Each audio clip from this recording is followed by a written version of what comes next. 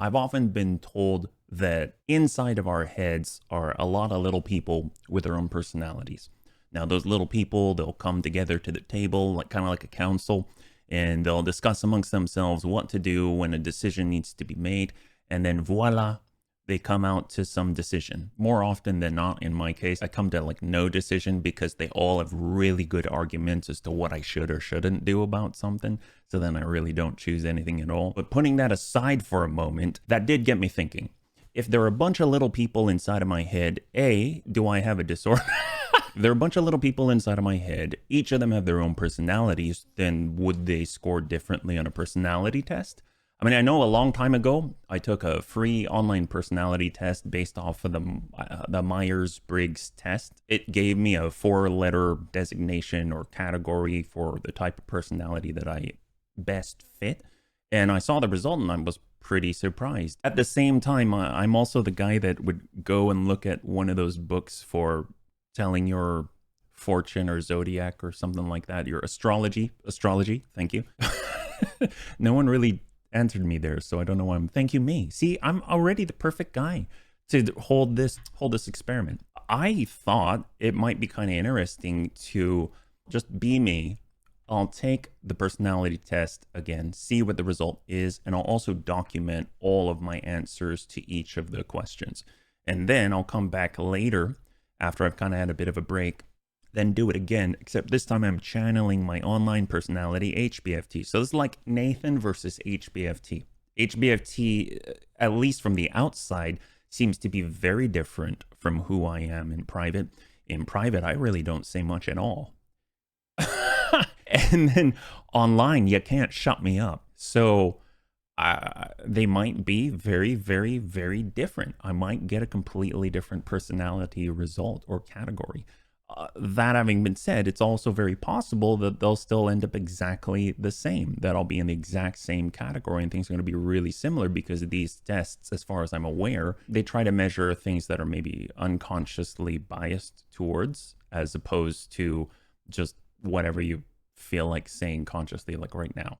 I don't know what it's going to turn out to be like, but I think it's going to be pretty cool. Now, a bit of a disclaimer, I really don't know much about tests like these, and I really don't know much about the science or psychology behind it. And what I'm referencing is a free test. It's not a paid one where I'm sure accredited professionals do their thing. That having been said, the resultant blurb that I got from 16personalities.com, that actually seemed pretty accurate. At least it sounded that way to me, or maybe I just really like what they wrote about me. I mean, I do have a bit of an ego. So as a start, I actually already took a different test. So the one I'm going to be using today is off of 16personalities.com, and I'm going to leave a link down below to all of the stuff that I'm using so that if you want to try it yourself, that you can. But I'm going to be using 16personalities.com to do the comparison, but just kind of as a double check, I took a different version of the test from idrlabs.com. I think they called it a Jung type test, and it had 44 questions. I went through it just as good old me at home, and I got a result. And it turned out that it matched the one that I got on 16personalities.com. If you're interested, it's ISFJ, or India Sierra Foxtrot Jello. What's the NATO phonetic? Jello, Juno, Judo chop. You get the point. ISFJ, or as they put it on 16personalities.com, The Defender, which is a great movie with Jet Li, by the way. You should definitely check it out if you like Kung Fu. What I'm going to do now is I'm going to take the 16personalities.com version, record all of the data for each of the questions, and then get a result, see what it is. And then after that, I'll come back later and I'll go ahead and do the same thing, but as the HBFT online version of me. So we're going to go through as myself, and I'm not necessarily going to use all of this footage because that would take forever. There's 60 questions, but if there's anything pertinent, I'll include it, but I'm just basically going to zoom to the results. You find it challenging to maintain a consistent work or study schedule. I do, but for different reasons. So I'm going to say 2. Well, I'm going to say 1. You rarely second guess the choices that you've made. Well, I just did. I just did. So you rarely would mean the opposite. So I disagree. I do second guess the choices that I have made. I'm going to put it a -2. You tend to find art museums boring. Yes. Yes, I do. I really do. You're more inclined to follow your head than your heart. Yes, but I probably should follow my heart more. Drum roll, please. Defender, ISFJ-T. I didn't realize that there were different types. So I knew that there were 4 letters. I didn't realize there was a subtype. So this is new to me. So I've been designated a turbulent defender. That's an ISFJ-T instead of the -A. There's a full breakdown, but one of the things that struck me the most was this section here in the summary. Assertive defenders acknowledge problems, but with an eye towards silver linings. This may at times divert these personalities from the seriousness of a setback. So this is kind of interesting because one of the things that I try to do on stream is to focus on the positive or the silver lining, which is really funny because it is a defender still. So it's still an ISFJ, but it's a different subtype of that ISFJ. So I'm really curious if when I take the test as my online HBFT personality, if I'm going to show up as an assertive defender, which is basically the same person, but I'm leaning away from some of my proclivities. That's going to be really interesting to see. I genuinely do not know what's going to happen. Okay, I'm back.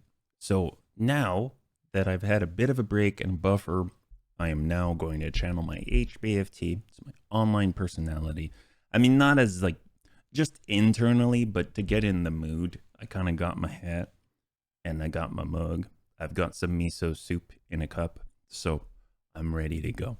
So stay tuned. You prioritize and plan tasks effectively, often completing them well before the deadline. Well, I'll actually disagree. I'll say -1. Mostly because HB is actually pretty smart. if I do say so myself. But he kind of is more shoot at the hip than I am, than Nathan is. Even a small mistake can cause you to doubt your overall abilities and knowledge. No. Disagree. Well, no. Maybe agree a little. I guess I'll disagree a little instead. Because HB can sort of, he's like, no, everything's going to be okay. Don't worry about it. It's fine. But inside, HB's like, oh crap, this better be okay. I sure hope it works, right? You're prone to worrying that things will take a turn for the worse. HB worries. He doesn't give a crap. That's So I'll say a little bit. Yeah.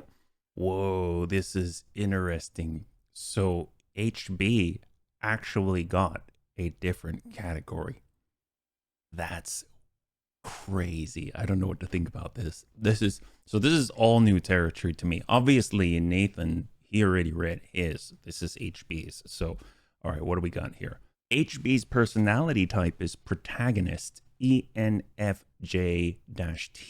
or Echo November Foxtrot. Oh, crap. Jello. I don't know. I totally forgot my NATO phonetic alphabet. So here it is. This is so crazy. I can't believe it is actually different. As I was going along and I saw that there are actually subtypes T and A, assertive versus turbulent, I was starting to lean inwardly that we would be the same and just have like a different subtype, but this is really interesting. So here's a snapshot of HB's results. ENFJ-T. He is a protagonist, and he's a turbulent one at that. This is actually really interesting. If we look at the different categories for the traits, we basically have energy. I'm totally covering it with my face. I know. I will. There we go. Can I do this? All right, that'll do. It's not perfect, but it's there. See, the perfectionist in me doesn't like that, so I'll be right back. All right, better. better-ish. So I've switched to a mediocre green screen setup. It's just a fast one because it's really interesting. Actually, if I block this, is that going to change? Okay, you're just getting over yourself. What I've noticed is that there are 5 different trait categories, right? There's energy, there's mind, nature, tactics, and identity. HB is at 57%. Actually, can I put both of these on screen? I should put both of these on screen so it's easier to compare. Okay, here we are. Came back. I took both of the result overviews and put them together. So one of the interesting things here is that overall, in the nature, that's the green bar, in the tactics and identity trait sections, HB and myself, we align for the most part. We're skewed a little differently. Like for Nathan, I'm way more turbulent, meaning I'm less confident, I doubt myself more, and I tend to listen to external influences more than HB does. You can see by what to me seems like a relatively large amount, 57% in the red bar versus 71% for the ISFJ defender on the left, but still they're skewed in that direction. And where we actually differ the most is in our energy and in our mind. So in this case, HB is more shoot at the hip. He's more intuitive. Where we're probably most easily differentiated is in our energy. I gain a lot of my peace from being alone, whereas HB, he likes to be with the bunnies. So he gets a lot of what he needs by being with the bunnies, which kind of makes sense because that side of me is not on camera, and then you've got HB who's on camera. So I mean, it all makes sense, but it's not what I expected. I guess as I was going through it, I was really thinking it's probably we're the same person inside, but then we are now executing differently. But in this case, my gosh, mind is different. I'm curious about the mind though. So let's go in and take a closer look at that. So I'm just going to go in and give a brief summary of what I've understood or learned about these different traits. And I think it does actually kind of make sense. The first category is energy. Introverts will typically have a tendency to be reserved, to listen to others more carefully, and they can pick up cues more quickly as a strength. Whereas an extrovert will engage with the environment and look for a reaction, push a limit. In the mind category, how do we process the world and how do we react to it? One who's intuitive, like HB, he will rely on imagining the potential of what could be, what they see in the past, in the future. They love the theoretical, connecting dots, question, wonder about things. Whereas Nathan, he leans towards being interested in observable facts, straightforward outcomes, logic trains, in touch with what occurs in front of them in the present, and is focused and practical. Not to say that HB is not practical, but that tends to be the leaning. Then where we start to align a little more is in our nature. Like, what do we value, the extent that we value motions versus the rationality when we consider options. These all have to do with, like, let's say you're going to make a decision. I like to go with my heart versus I like to go with my head. When it comes to tactics, before making a decision, like, are we more comfortable with a course that's well marked and planned, or are we more flexible and we react to the environment instead of trying to control it? Yeah. And then the last one, identity. Are we more self-assured, even-tempered, resistant to stress, or are we turbulent? Are we success-driven, perfectionistic, or eager to improve? How do we feel about the decisions that we make? I kind of expected to see HBFT skew more towards assertive, as in he's like, yeah, I got this. Everything's fine. It's going to be okay. And we're totally going to make it. No problem. But then I started to think about it, and no, it makes sense. He is turbulent because inside he does not feel that way.